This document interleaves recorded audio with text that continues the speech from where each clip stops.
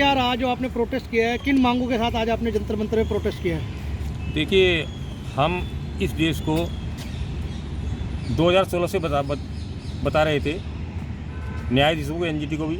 Supreme court के मुख्य न्यायाधीश थे टीएस ठाकुर जी, उससे पहले थे अपने दत्तू जी, HL दत्तू जी। हम लगातार बता रहे थे कि इस देश में एक साजिश चल रही है।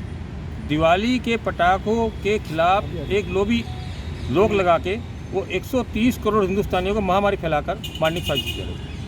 हमने एनजीटी में 2015 में याचिका लगाई, 2016 में याचिका लगाई, 2017 में याचिका लगाई, 2018 में, और लगातार एक ही बात हम बोल रहे थे, स्वामी ओम जी और हम, कि 130 करोड़ हिंदुस्तानियों को दिवाली के पटाखों पर रोक लगाकर महामारी फैलाकर मारने की साजिश, किंतु हमारी बात को कोई गंभीरता से नहीं लेगा। और ये कोरोना जो महामारी फैली है, ये फैलाई गई है। कभी कहते हैं कि पराली मत जलाओ, कभी कहते हैं फर्नेस ऑयल मत जलाओ, कभी कहते हैं कि पटाखे नहीं जलाओ। इस सब के जरिए लगातार ये साजिश चली जा रही थी कि वातावरण से सल्फर के चक्र को तोड़ा जाए। गंधक जो है, सल्फर है, वो मनुष्य जीवन के लिए आवश्यक 6 तत्वों में से एक तत्व है।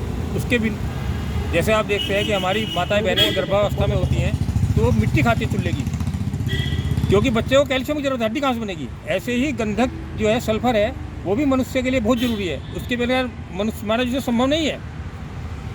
ये जो अंग्रेज हैं, ये संसार की सबसे घटिया कौम है, और इसने हमारी न्यायपालिका पर कब्जा कर रखा है। इंग्लैंड की महारानी ने हमारे फंडिंग करते हैं, नक्सलवादियों पे हमारे सैनिकों को मरवाते हैं।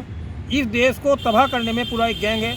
अभी आपने देखा होगा कि प्रधानमंत्री नरेंद्र मोदी की हत्या की साजिश में गौतम नवलखा को, सुधा भारद्वाज को, वरुणा राव को, इन सबको गिरफ्तार किया गया।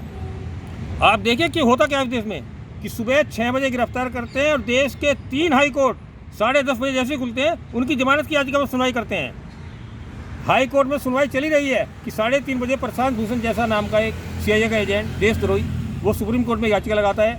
4 बजे सुनवाई होती है और 5 बजे हमें दीपक मिश्रा साहब उसको जमानत पर, उन आतंकवादियों को जो प्रधानमंत्री की हत्या करने की साजिश रचते हैं, जमानत पर छोड़ देते हैं। इस देश में एक बहुत बड़ी साजिश चल रही है, इस देश को विध्वंस करने की, इस देश का विनाश करने की, इस देश के प्रधानमंत्री को मारने की, इस देश के नागरिकों को कोरोना जैसी महामारी फैला के मारने की साजिश चल रही है। हमने लगातार दिवाली के पटाखों का समर्थन किया, हमने याचिका लगाई, किंतु इन लोगों ने मुझको पटाखों की याचिका पर सुनवाई नहीं की। हमने प्रधानमंत्री को चिट्ठी लिखी और उनको सुझाव दिया कि आप वातावरण में सल्फर डाइऑक्साइड की मात्रा बढ़ाइए। उन्होंने हमारे सुझाव को माना और 5 अप्रैल 2020 को उन्होंने पूरे देश को कहा कि आप दीपक जलाइए सरसों के तेल के। सरसों का तेल का जो वैज्ञानिक फार्मूला होता है C4H5NS। 100 ग्राम सरसों के तेल में 32 ग्राम गंधक होता है। आप देखते होंगे जब सरसों की खेती होती है तो उसमें गंधक खेतों में छिड़की जाती है।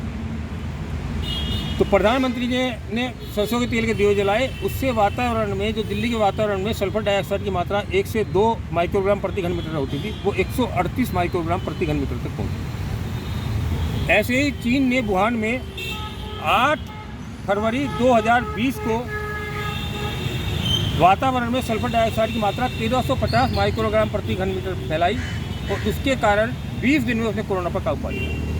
किंतु कुछ लोग, कुछ देशद्रोही लोग, कुछ आतंकवादी ताकतें, जिनके बारे में हमारे रंजन गोगोई साहब ने बताया था कि सुप्रीम कोर्ट को आधा दर्जन देशद्रोही लोगों ने घेरा हुआ है, वो ताकतें नहीं चाहती हैं कि हम कोरोना पर काबू पाएँ, हम महामारी से लड़ें। उनका एक ही मकसद है कि 130 करोड़ हिंदुस्तानियों को कैसे महामारी फैला के मारा जाए। उन ताकतों ने सुप्रीम कोर्ट में पटाखों पर रोक लगाई और उसके कारण आज कोरोना काबू नहीं पाया जा रहा है।